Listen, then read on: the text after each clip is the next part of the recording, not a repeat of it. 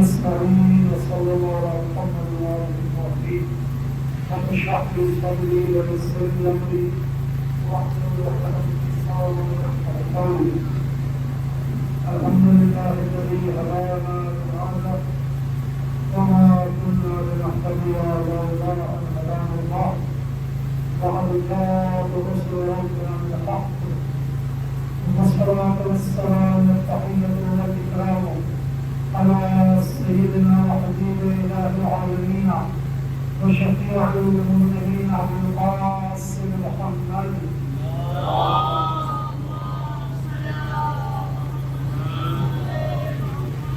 وعلى آله الطيبين الطاهرين المعصومين المظلومين الذين أظهر الله عنهم الرجس وطهرهم تطهيرا.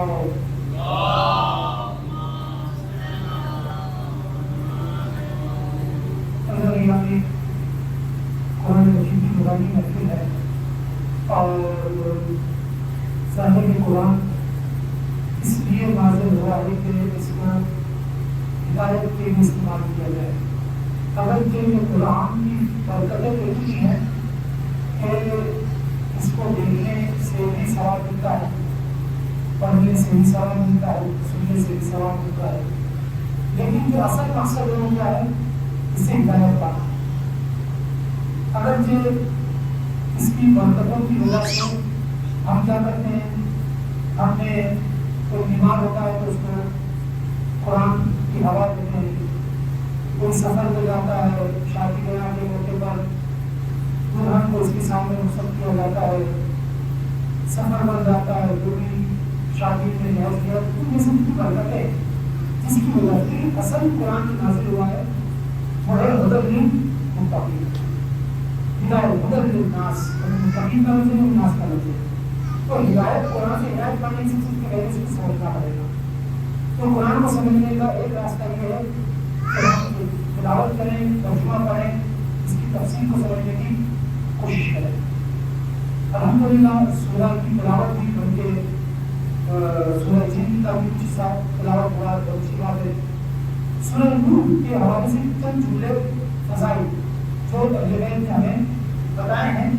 اور ضرور کہ رسول اہل بیت کا تذکرہ بھی ہو اور قرآن کی محفل بھی ہو تو ثقلین کا دامن تھامنے والی بات ہو جائے گی. ثقلین میں قرآن بھی شامل ہے, اہل بیت بھی شامل ہے. قرآن کی الحمدللہ تلاوت بھی ہے, اس کی تفسیر کو سمجھنے کی کوشش کریں گے. ساتھ میں محمد و آل محمد کا کلام بھی آئے گا. تو آئیے ہم رسول اللہ فرماتے ہیں کہ سورہ نوح جو ہے اس کی فضیلت یہ ہے کہ جو شخص سورہ نوح کی تلاوت کرتا ہے, سورہ نوح کے آخر میں تقریباً دعا ہے, ٹھیک ہے نا, تو آخر آئے تھے دعا رب اغفر, حضرت نوح فرماتے ہیں خدا رب اغفر لی, میرے گناہ کو بخش دے. البتہ انبیاء گناہگار نہیں ہے تو ان کے اولاد کوئی کمی رہ گئی, بھلے والی نہیں ہے, میرے والدین کو بخش دے. بھلے من دخل بیتی, جو میرے گھر میں داخل ہو مومنن, اگر وہ مومن ہے تو اس کو بخش دے. بھلے مومنہ والمؤمنات, اور تمام مومنین و مومنات کو بخش دے. تو حضور پاک فرماتے ہیں کہ جو شخص اس سورہ کی تلاوت کرے وہ حضرت نوح کی اس دعا میں شامل ہو جاتا ہے. سمجھ لو کہ حضرت نوح نے اس کو بھی شمار کر کے اس دعا کو پڑھا. ہم مومنین و مومنات نے جو حضرت نوح کی دعا ہے اس میں شاید ہمارا بھی شمار ہو جائے. حضور پاک فرماتے ہیں. اس کے علاوہ چھٹے امام محمد جعفر صادق علیہ السلام کی روایت ہے,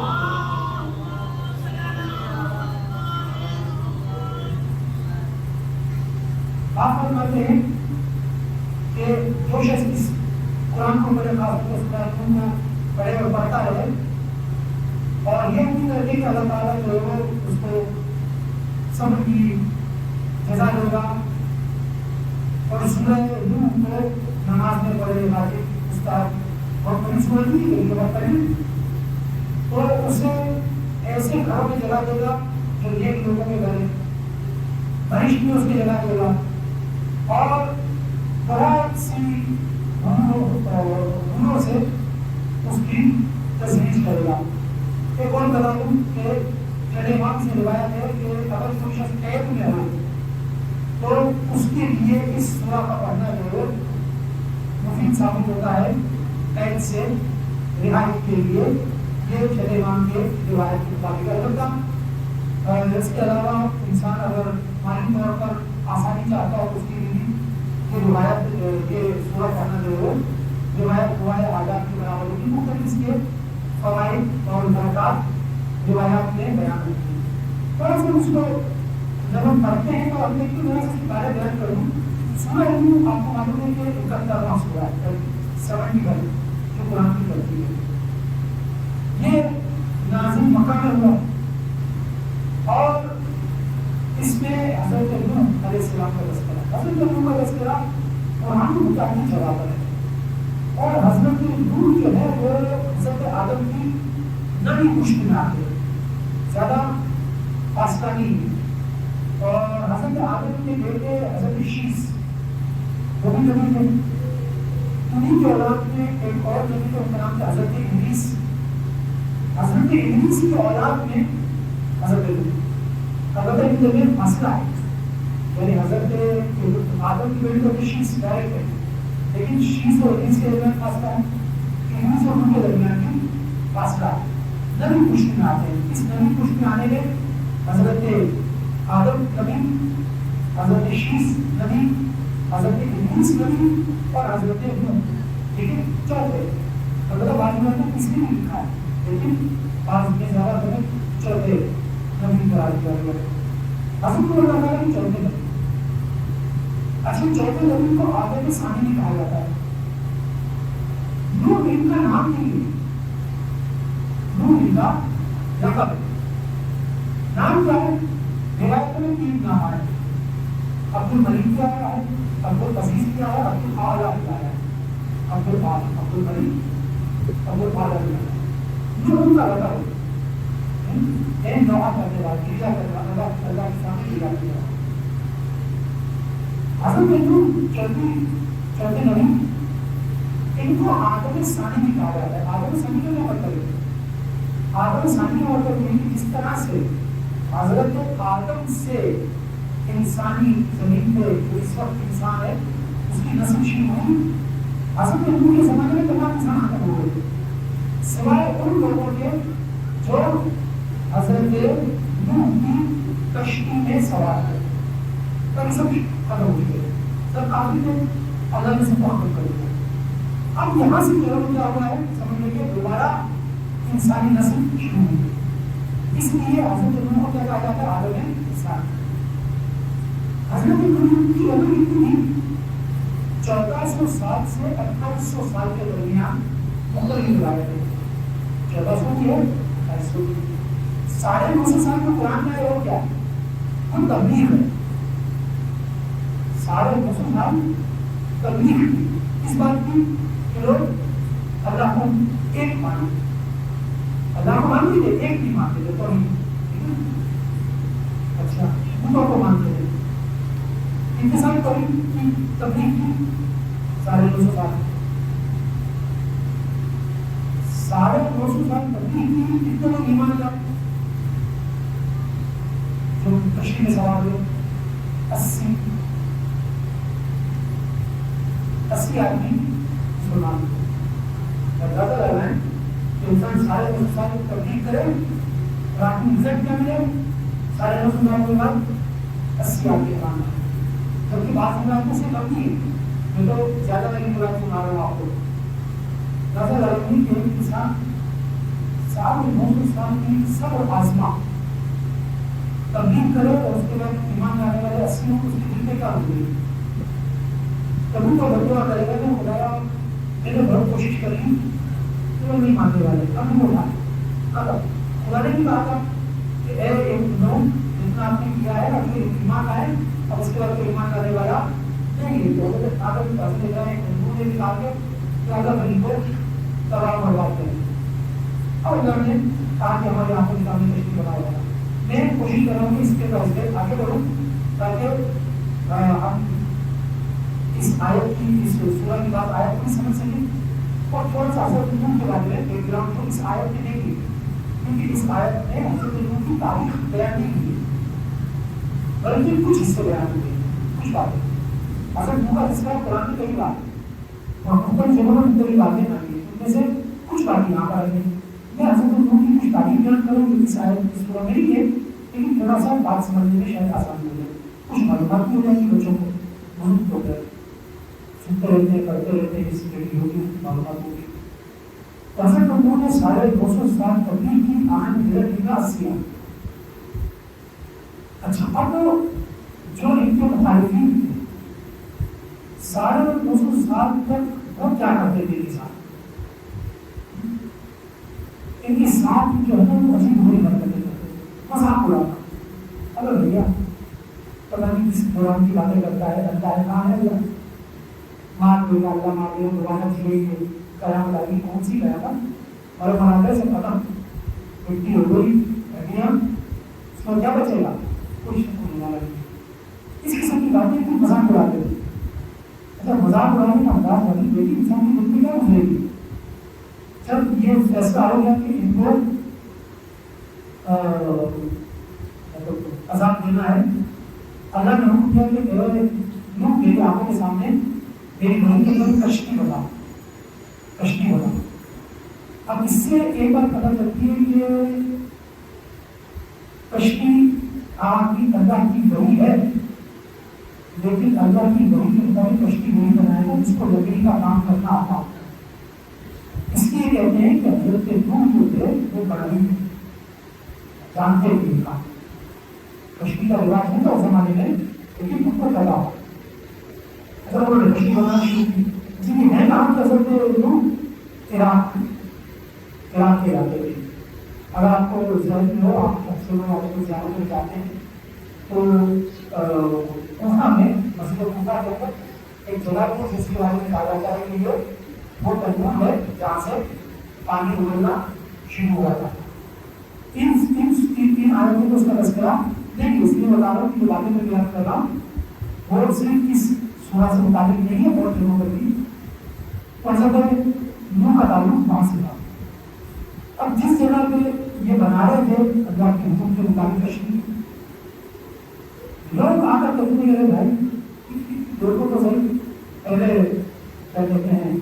ہمیں تبلیغ کرتے تھے، اللہ ایک قیامت آ جائے گی، اچھے کام کرو، ابھی دیکھو ان کا کاروبار چلا نہیں، لوگ ان کو مانے نہیں، اب دیکھ لو آگے دماغ چل گیا،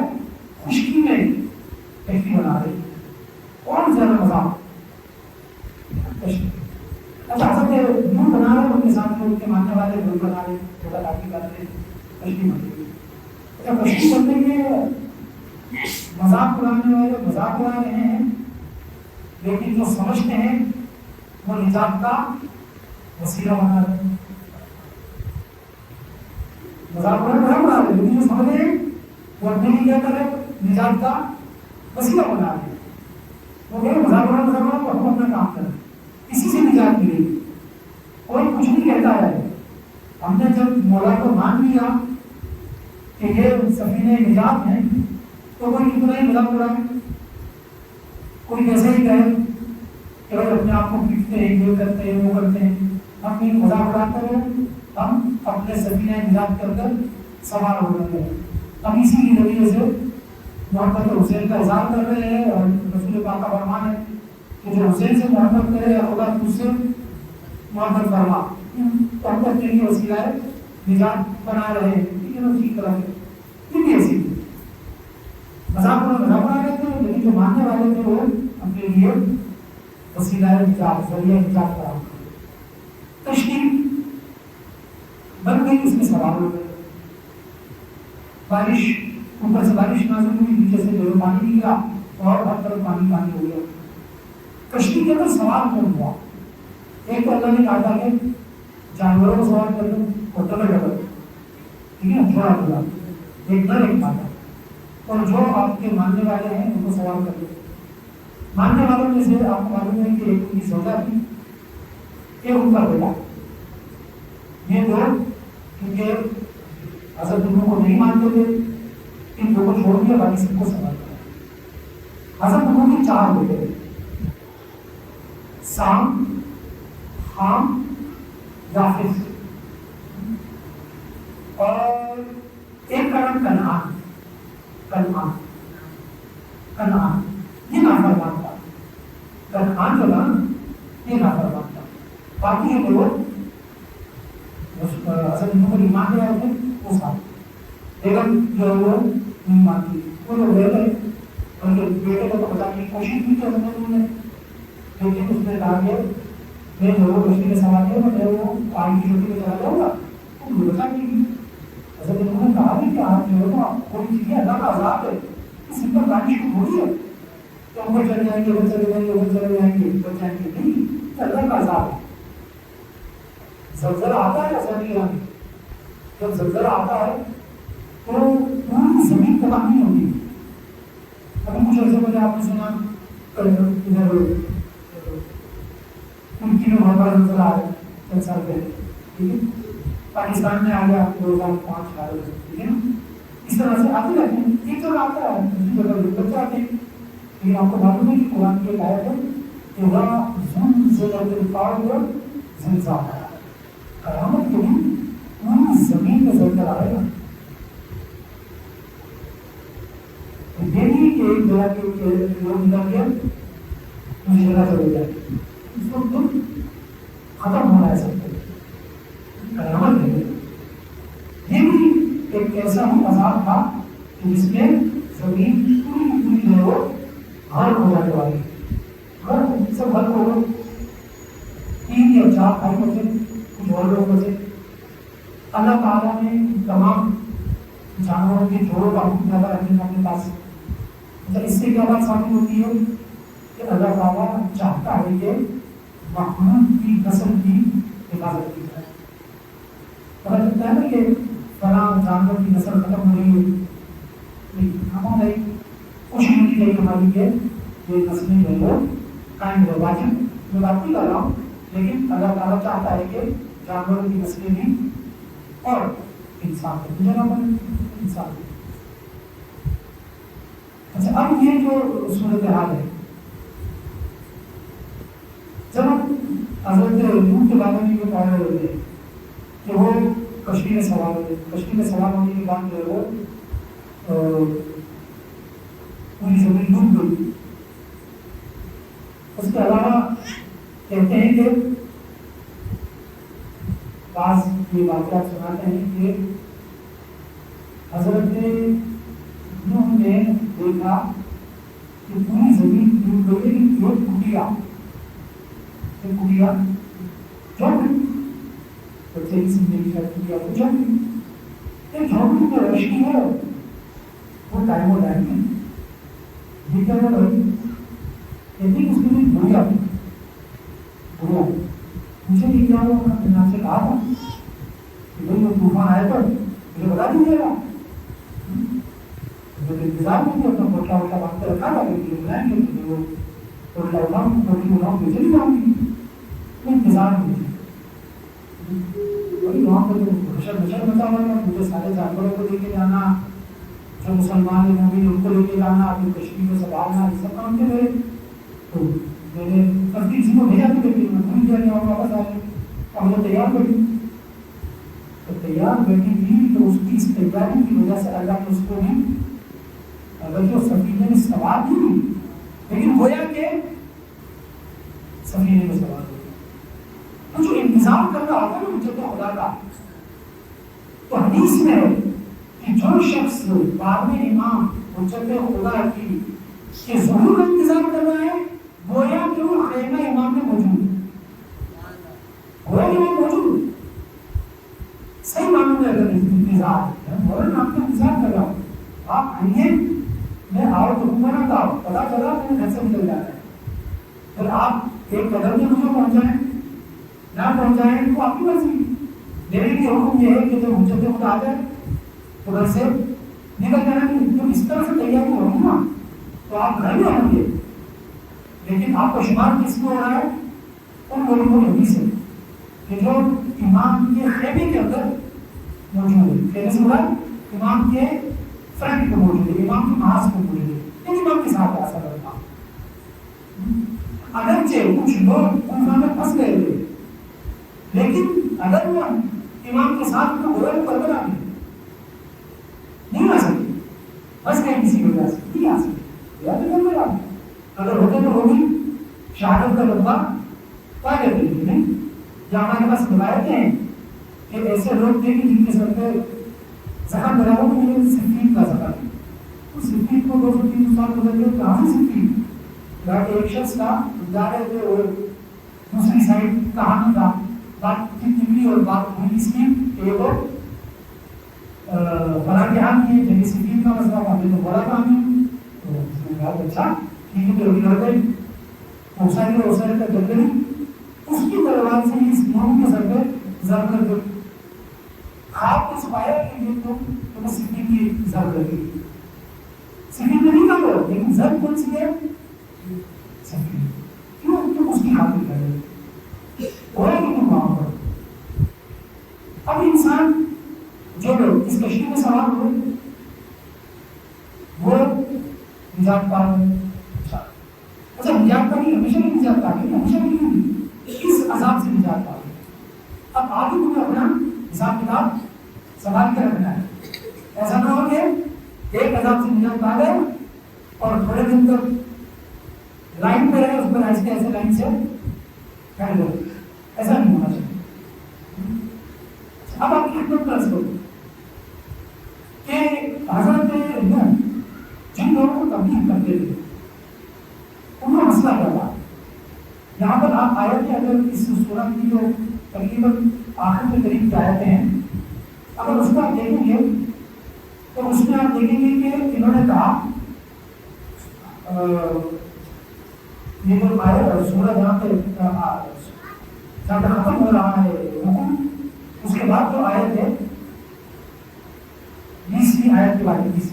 نوح نے کہا اے میرے پروردگار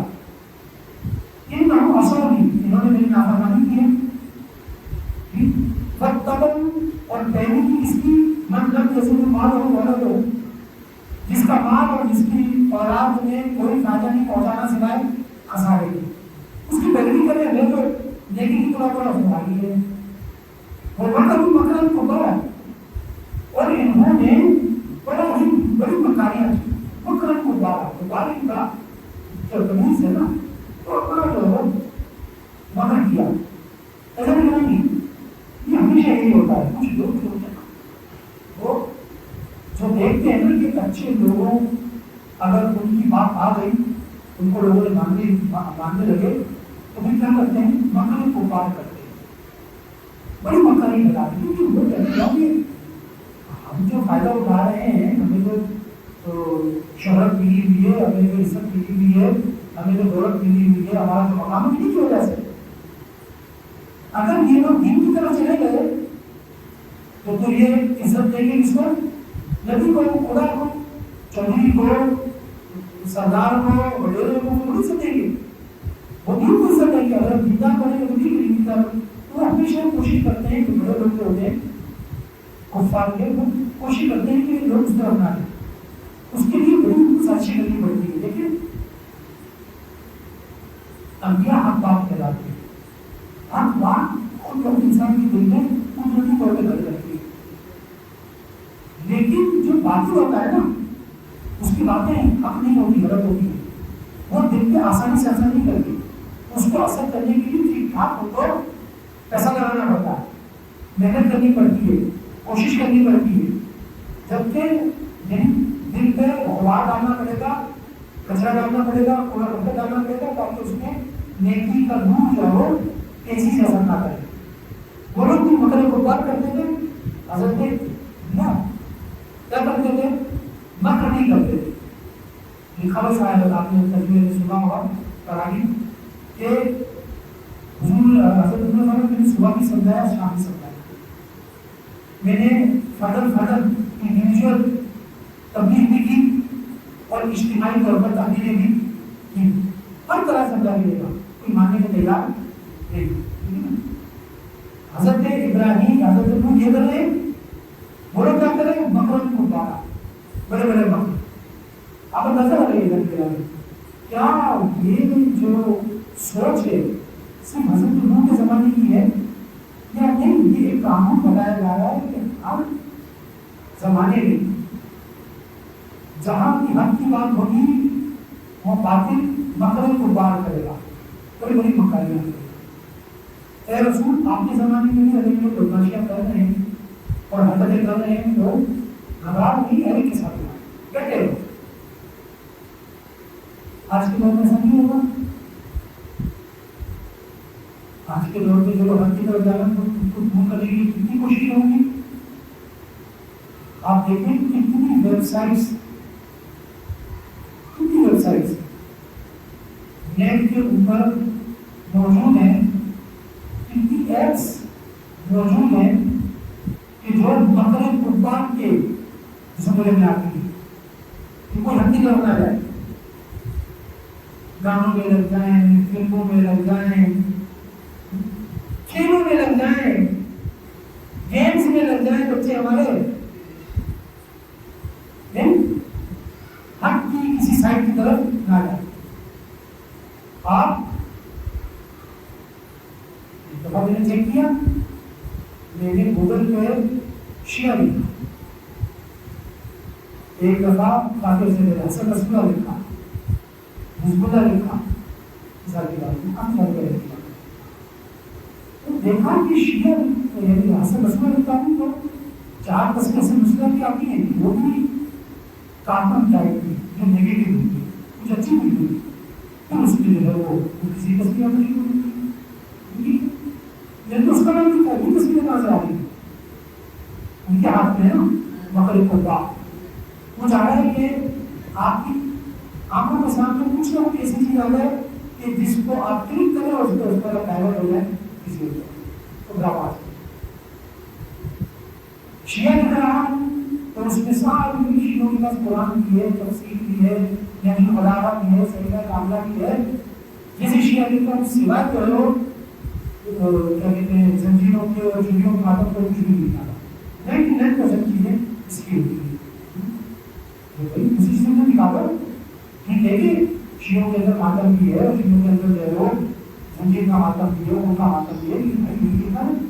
اس چیزیں نہیں کیونکہ ہم کو پتہ کیا لکھا ہے اچھی نہیں ہے کیونکہ تو مقصود نہیں لکھا ہے کہ وہ کوشش کرتے ہیں کہ ان کے معلوم شیعہ بھی چیک کریں گے، غیر شیعہ بھی چیک کریں گے، تو وہ چاہتے ہیں کہ اس پر جائے گی ڈائیورٹ ہو جائے، جائے گی تو جو ہم دکھانا چاہتے ہیں وہ اس کو نظر آئے، اور جو صحیح چیزیں ہیں، جو ایسی چیزیں ہیں کہ جو جس کو دیکھ کے انسان کا ذہن جو ہے وہ کھلے، حضرت علی کے علم کا احساس ہو، جناب امام سجاد کی مثال کی باتیں دعاؤں کا آپ پڑھے، کیوں پڑھے آنے نہیں دے سامنے، یہ مطلب کو بات ہے۔ اچھا اس کے مقابلے میں آپ کو ممکن ہے کہ 250 سال محنت کرنی پڑے، ہمت نہیں آ رہی ہے، آخر میں چاہے 80 آدمی آپ کے پاس آئے، ہمت نہیں آئی، آپ اپنی کشتی نجات بناتے ہیں، یہ نہ سوچیں لوگ نہیں آ رہے، لوگ نہیں سن نہیں رہے، آپ کا کام کرتے رہو، اتنا ہی کرنا پڑے گا، نہیں کیسے نہیں آئیں گے تو ٹھیک ہے، آپ کا کام کرنا ہے، پسند ہمیں یہی سکھایا ہے، ہم کا کام کرنا ہے، اور لیکن حقیقت یہ ہے کہ جو انسان کا کام کرتا ہے تو اس کے اثرات نظر آتے ہیں، اثر نہیں آتے تو بالکل والا کام ہو جاتا ہے، مانگنے والے بچ جاتے ہیں، باقی ساری دنیا جو ہے وہ تباہ ہو جاتی ہے۔ اصل تو نہیں چاہتے تھے، وہ نہیں چاہتے تھے کہ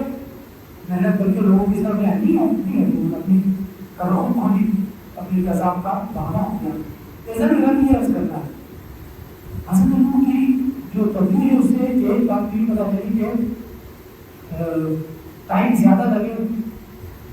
آپ نہ کریں، رزلٹ آپ کو کم نظر آتا ہو آپ نہ کریں، اور کچھ تو یاد زیادہ نہیں ہے، نیک کاموں میں اور کچھ جو ہے اتنی آسانی سے آتا نہیں دے سکتے، لیکن اگر آ جائے تو انسان کو بہت زیادہ شکر ادا کرنا چاہیے، لیکن دیر سے آتا ہے، ہمت نہیں مارتی، نیک کام کرنے لگے اور آہستہ آہستہ اپنے معاملات کو آگے بڑھاتے رہیں۔ حضرت نوح کی اس زندگی کو دیکھ کر یہ بھی نظر آتا ہے، یہ بھی سمجھ میں آتا ہے کہ جہاں تبلیغ کا ایک طریقہ اختیار کرنا ہے، وہاں 100 طریقے اختیار کرنا ہے، یہ نہیں کہ ایک ہی طریقے کیا دوسرے طریقے کیا کچھ ایک طریقے سے جذب ہوگی کچھ کو دوسرا طریقہ زیادہ پسند آئے گا ممکن ہے کہ کچھ لوگ جو ہے وہ انڈیویجول گفتگو میں راغب ہوئے ہو سکتے کی طرف حضرت نوح نے اجتماعی طریقے سے بھی پڑھی جلدی نہیں کی کچھ اس میں راغب ہوئے ہو کچھ کو رات میں سمجھایا ہے الگ سے بنا کے کچھ کو دن میں سمجھایا ہے حضرت نوح نے رات میں کھایا جا ہر وقت جہاں ہوگا میرا کام ہمیں نہیں حضرت نوح نے ہر طرح سے ہر انداز سے اس زمانے کا جو بھی طریقہ آج کے طریقے میں میڈیا سوشل میڈیا بہترین طریقہ ہے اپنے دین کی تبلیغ کا آپ کو جانتے ہیں کہ یہ حال ہو گیا ہے کہ جو باتیں دوسرے لوگ چھپایا کرتے تھے اپنے لوگوں سے یہ کہہ دیا کرتے تھے کہ مطلب پہلے کے ماننے والا پھر ایسے ہیں ویسے ہیں سب پتہ چل گئے بہت سی باتیں سنی چھوٹی اور جو اچھی اچھی باتیں بیان کرتی تھی کہ آپ وہ تو ایسے ہیں ہمارے والے تو ایسے ہیں اور پتہ چلا کہ اس میں بہت ساری باتیں جو ہے وہ ابھی سوشل میڈیا پر جو سب چیزیں سامنے آ رہی ہیں آپ کو مکر کو بار ہزار دیکھے گا بڑے مکر چلے گا آج کے دور میں سوشل میڈیا اگر آپ کے ہاتھ میں دشمن کے ہاتھ میں وہ دشمن کے ہاتھ میں تو آپ کے ہاتھ میں وہ اپنے مکر کو بارہ کر رہا ہے مکاری کر رہا ہے آپ اپنی تبدیلی دیکھ رہے یہ آپ کے ہاتھ میں اسلحہ ہے جتنا ہو سکے اچھی طریقے سے میدان جہاد اس کے بارے میں آپ کی ایک تصویر آپ کی ایک لائک اگر غلط جگہ ہے وہ محفوظ ہو رہا ہے صحیح جگہ ہے وہ محفوظ ہو رہا ہے اس سے پتہ چلتا ہے کہ جو تمیا عمل اتقال حضرت خیر کرا جو ہے کہ جو معمولی سا اچھا کام کرے گا وہ بھی دیکھا جائے گا خود دیکھے گا وہ اور جو برا کام کیا ہے وہ بھی اپنی آنکھوں سے دیکھے گا یہ سب کچھ جو ہے نا یہ جو ہم ایک ایک کلک کر رہے ہوتے ہیں ایک ایک چیز دیکھ رہے ہوتے ہیں یہ سب سیو ہو رہا ہے اسی دنیا میں سیو ہو رہا ہے دشمن کے پاس ان کے پاس جو سسٹم ہے یہ ہے کہ اس آدمی نے اتنے بچ کے اتنے منٹ پر فلاں تصویر کتنے سیکنڈ کر دی کتنے سیکنڈ میں تو جب آج کا دشمن یہ کام کر سکتا ہمارے کام نہیں کر سکتا خدا یہ کام ایک ہی چیز اس کے ذریعے سے اگر ہم ایک لائن کسی اچھی چیز کا کرتے ہیں وہ بھی اپنا اثر دکھائے گا خدا نہ خاصہ کسی بری چیز کو دیکھ دیا اس پہ لائک کر دیا وہ بھی کوئی غلط چیز فارورڈ کر دی دشمن کسی سے فائدہ اٹھا رہا ہے دشمن کی چیز ہم خام ہمیں ضرورت شیئر کرتے ہیں آپ جہاں جاؤ آپ کو پوچھ رہا ہوتا ہے کہ حضرت رسول اللہ کے نائب کی طرف شہید ہو گئے ہماری طرف سے کہیں سے بھی یہ بات نہیں ہے اس کو فارورڈ کرنے کی ضرورت ہی نہیں آپ کو پتا چل گیا آگے نہ کریں شاید کچھ نہیں رہا ہے انسان کو دل میں تکلیف ہوتی فارورڈ نہ کریں جب تک آپ کو یقین نہیں ہوئی بعض لوگ کہتے ہیں کہ فارورڈ کر کے اپنی دل کے پیچھے کیا اگر کچھ ہے تو بتائیں پتا کسی کو نہیں ہے پتا چلا کہ آپ نے 100-200 آدمیوں کو پہنچا دیا انہوں نے وزیر 100-200 آدمیوں کو پہنچا دیا بھائی آپ کو نہیں پتا نا صاف کر ایسی چیزوں کو نام ہی دشمن کا یہ نفسیاتی جنگ کا حصہ ہے ہاں شہید اگر ہو گئے یا شہید ہو گئے تو کیا حضرت حمزہ شہید نہیں ہوئے رسول کے جیسا علی لشکر شہید نہیں ہوئے تو کیا علی کا راستہ ہو گیا علی کا راستہ ہو نہیں ہوا آج بھی چلتا ہے ہمارے راستہ شہید ہو گئے تھے علی کا راستہ بند ہو گیا آج نہیں چلتا آج نہیں علی والے اب تو واضح طور پر پوری دنیا میں چھائے ہوئے نظر آ رہے ہیں واضح طور پر تو کسی لیکن اندھوں کو بھی نظر آ رہا ہے ہر ایک کو نظر آ رہا ہے اب تو ہماری آنکھوں کے سامنے ہے کہ سب تو یہ چیزیں تو ہمیں کبھی بھی یہ نہ سمجھا جائے کہ یہ کیا کہتے ہیں کہ ہمارے لیے شہادت ہمارے لیے جو ہے وہ نہیں ان شہادتوں میں ہم ازاداری بھی کرتے ہیں لیکن رہبر دیں کہ ایک جملہ عجیب بولا جاتا ہے لیڈرشپ اس طرح سے لوگوں کو جو ہے نا وہ آگے سے نکالتی ہے لیڈرشپ ہوتی ہے ٹھیک ہے نا جب دشمن یہ کہہ رہا ہے کہ میں مار دوں گا سینہ کام کے آگے بڑھ جاتا ہے یہ میں مسجد میں نماز جمعہ پڑھا چھپ کے نہیں بیٹھوں گا ٹھیک ہے تو لوگوں کے اندر جوش پیدا ہو جاتا ہے انہوں نے جھوٹا بولا واقعی نہیں کیا बताता है कि इंसान क्या है, बल्कि हम अज़ादार हैं। ऐसा रसूलुल्लाह ने कहा हम अज़ादारी नहीं करेंगे, लेकिन हमारी अज़ादारी की नौयत वही नौयत है जो इमाम हुसैन की अज़ादारी है। इमाम हुसैन की अज़ादारी में आंखों में आंसू भी आते हैं और लड़ने का जज्बा भी पैदा होता है, शुजाअत भी पैदा होती है, दुश्मन की हिदायत भी नजर आती है और अपने अंदर जज्बा भी भर पड़ता है। यही इमाम हुसैन की अज़ादारी है। हम आज़ाद हैं अपने एक फजल के जाने पर साथ का, है ना, लेकिन हमारी आज़ादारी हमें मायूस भी करती है। हम होने बैठे होने भी बैठे हैं कि हाँ क्या करें, सब पसंद किया और छोड़ो सब लपेट लो सारे जहाँ सारा मिला नहीं, ये हमें बहुत ज्यादा जज्बाता करवाएगा। ये बहुत नाइट में शहीद हो गया भूला, कोई ऐसी खबर नहीं है, आप इसको बर्बाद न करें, ये दुश्मन की नफसियाती जंग का हिस्सा है। लेकिन समझाने के लिए शहीद होते क्या होना, कुछ नहीं होगा, कुछ नहीं होना, मौला भी शहीद हुए, जरा शहीद हुए, फिर मौला के जमाने में मालिक अशरफ शहीद हुए, हमारे यासिर मालिक अशरफ हमारे यासिर को आप मामूली ना समझे। जैसे आज के दौर में अगर समझने की लिए कहें कि जैसे रहबर के लिए असद रसूलुल्लाह की शख्सियत थी, वैसे इमाम के लिए मालिक अशरफ की शख्सियत थी। मामूली चीज नहीं है, दुश्मन आपकी उसकी तस्लीम नहीं करता है। दुश्मन जो है मालिक अशरफ को हमारे मुखालिफिन हैं, नासिब लोग मालिक अशरफ बहुत बड़ा समझते हैं। मालिक अशरफ मामूली साहब नहीं थे, हज़रत अली के, हज़रत अली बहुत नजदीकी शख्सियत थे। हज़रत अली के जो मारिफत सही मालूम है वो पास सही है, कभी तो गलत मतलब थोड़ी देर छोड़ दे तो सारा नजीर तक बन के आता सारा खत्म हो जाएगा। वो वापस नहीं आएगी, दूसरे पापों में आ गए, अभी वो जिंदा देखना चाहते पाँच साल अभी वो ये शख्सियत हमारी, तो क्या हुआ शख्सियत हमारे लिए क्या हुआ, कुछ नहीं हुआ।